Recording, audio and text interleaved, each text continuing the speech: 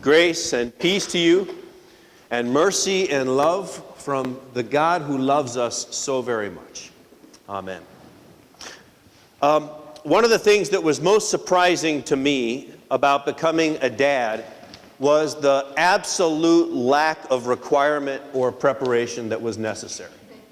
I remember with my daughters, in John Muir Hospital in Walnut Creek, California, when after they've been born and after some time for getting them ready, then all they wanted was, do you have 2 approved car seats? That was it. Not, do you have any idea how to be a father? Because we're going to entrust these lives to you.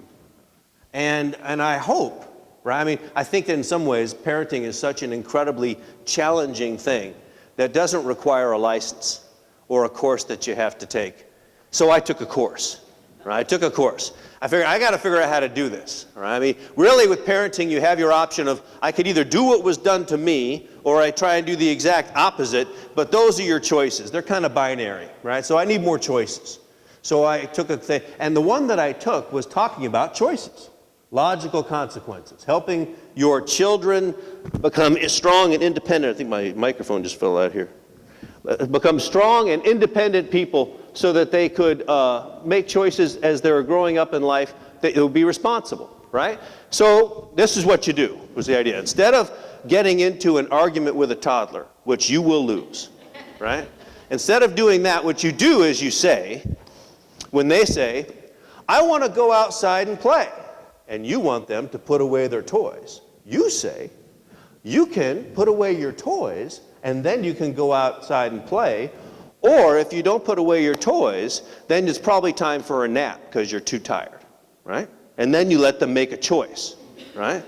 And then they argue with you a little bit, and you have to continually stay. You don't argue, you just stay with the thing, right? These are your choices. These are your choices. And I remember one time where my daughter Naomi was arguing with me about this, and I said, no, these are your choices. You can either put away your toys, or really you can go take a nap, right? This is what you can do. And then she crossed her arms, and she stuck out her bottom lip, and she said, I don't like my choices. But you have to laugh, right, at that point, and you realize, oh, sweetheart, welcome to life, right? There's a lot of times we don't like our choices, but these are the ones that are before us, right? And our choices matter. They define who we are. Listen to the gospel according to St. Bob of Dylan, right? You may be an ambassador to England or France. You may like to gamble. You may like to dance. You may be the heavyweight champion of the world. You may be a socialite with a long string of pearls, but you're going to have to serve somebody. Yes, you're going to have to serve somebody. Well, it may be the devil or it may be the Lord, but you're going to have to serve somebody. Right? Our choices define us in many ways. And then, and this is where it's important, theologically, that we're defined before we make any choices. The hard truth about our choices is that they do set a trajectory sometimes in our life. Some choices that we make we can't unchoose. And yet at the same time, we are often brought back to a place of forgiveness so we can start over. Well, I want to talk a little bit about, we've got Jesus' baptism. And so this is going to be a little bit of a confirmation class. So for those of you who are in confirmation class, get ready to take notes. For those of you who forgot confirmation class or slept through it, for those of you who never attended or don't even know what I'm talking about when I say confirmation class, we have 2 sacraments in the Lutheran Church, baptism and communion. So let's talk a little bit about what we think is happening when we have a baptism. When we bring a little baby to be baptized, or an adult says, I want to follow Jesus and so I want to be baptized today, those are choices. The family makes choices, or the adult makes choices. Sponsors make choices.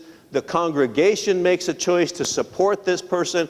All those choices are important, and they really should be followed through on. When we as a congregation say to little Noah here, we choose to support you in your life, which we did.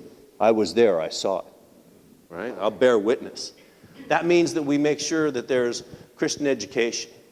That means we support the family. That means we come alongside, and as this one becomes a teenager and won't listen to anything Sarah says anymore, that we provide other people who support that family by being other trusted guarantors in little Noah's life. We do that because we take our baptismal choices seriously. But God makes choices too. God makes a choice, and God's choices, this is capital L Lutheran moment for you, right? Is God's choices are always first and always more important. Before we choose to have a baby baptized or to get baptized ourselves, God has chosen us. And that's really important. Otherwise, we could begin to stand on our choice as though our choice was something that made me better than someone else who didn't make that choice.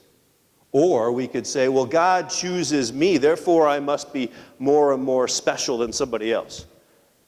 Israel was always called God's chosen people. But it's not chosen like better than or favorite. It's chosen more in the way that Tevye describes it in Fiddler on the Roof. I know you've made us your chosen people, but could you choose somebody else? It's chosen to be a light in the world that also means suffering. It means being willing to have compassion even to the point where it's going to cost you. That's what the choice of being chosen by God has meant for the people of God throughout the world and throughout all the spaces. And so these little ones or these big ones, when they get baptized, they are chosen by God to be that sort of a person in the world, to live as a chosen person. You know, it's fascinating to me, looking at like early church baptismal rites, because they were strong, right? Instead, what they would do is you would go, you practice, you'd learn all year, and then you'd have the season of Lent, those 40 days of intense preparation. And then on Easter Sunday, right as the sun was coming up, you would go down to the river, men to one place, women to the other. The people, candidates for baptism, would be stripped naked. They would go into the waters. And the water was supposed to be, by the way, two things, cold and running. Right? So we heat the water up for the baby thing. Not the old way, right? The old way. In fact, in the Russian church, interesting, they often have ice on there, and they have to crack the ice on the part where they crack that. And so you go in the water, and then you would and you would come out, and you would say, they would say, "Do you renounce all the forces of evil?" And they would turn towards the west, the direction of Rome. And they would say, "I renounce them," and they would spit. We don't have spitting rituals in our church anymore. Thank you. Don't feel free not to spit. But you hear what's happening here? Then they would say, "And do you accept the light coming into the world?" And they would turn towards the east with the rising sun, and they would say, "I accept Jesus as my Caesar, my Lord." All right? You hear what's going on there? This was some choosing going on.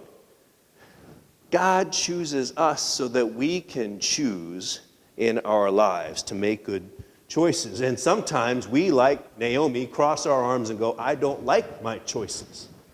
I want distracting choices. I want something that is more comfortable to choose." But God says, come back to these baptismal waters and get what they're telling you.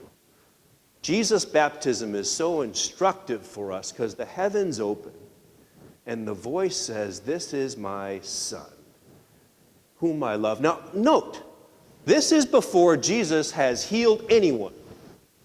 This is before Jesus has suffered on Calvary. This is before Jesus has taught any of the great teachings. This is before Jesus earns this love. Because you can't earn it. This is just his and yours. When you are baptized, and this is important for us, we don't change God's mind about you. we change your mind about God. That's important, right? I've gotten the call. There's a baby that's about to die in the hospital, and can you come baptize this baby quickly? We don't want it to be lost. And of course we do go and we baptize that baby, but it's really far more psychological than theological. We want that mom and that dad to feel and to experience sacramentally God's love for that child. But I don't believe for a second that that baby is lost. If I got in traffic and didn't make it, that baby's soul is just fine, thank you very much, because God chose that baby. God chooses all babies everywhere. And when we understand that, that changes everything else about the way that we do baptism. So what is a sacrament? Confirmation moment again, wake up. Confirmation moment. What is a sacrament? It is a visible sign of an invisible reality. It's not causative, it's declarative. Meaning when I pour water over a person's head, I don't have magic hands. I'm not convincing God, this person is now one of yours, God. I just marked them, right? So now you have to treat this person differently. Instead, it's declaring what God has already done, what God has already chosen, that each and every one of us is loved beyond measure. It didn't just happen like in the stained glass window. It happens every day. When you wake up and you look at the new day that God has given you, that God declares to you, you are my daughter. You are my son, in whom I am tickled pink. And now, go out and be amongst other sons and daughters who are just as loved as you are. That's our mission. That's what changes this whole thing. I've got a poem I want to share. This is from Hafiz, 13th century Sufi mystic. Unless we think another tradition can't also bring us wisdom, let's be clear, this is another son of God who brings us incredible wisdom. It's called If God Invited You to a Party. So here it is. If God invited you to a party and said, everyone in this ballroom tonight will be my special guest, how would you then treat them when you arrived? Indeed, indeed. And Hafiz knows that there is not one in the world who is not standing on God's jeweled dance floor.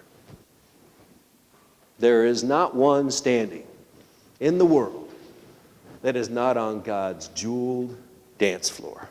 This is the bold proclamation of God's unconditional love for all people, that we are all God's sons and daughters.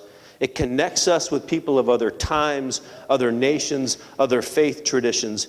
It values love over law, people over possessions. It's the only news worth sharing because it's the only news that is good news.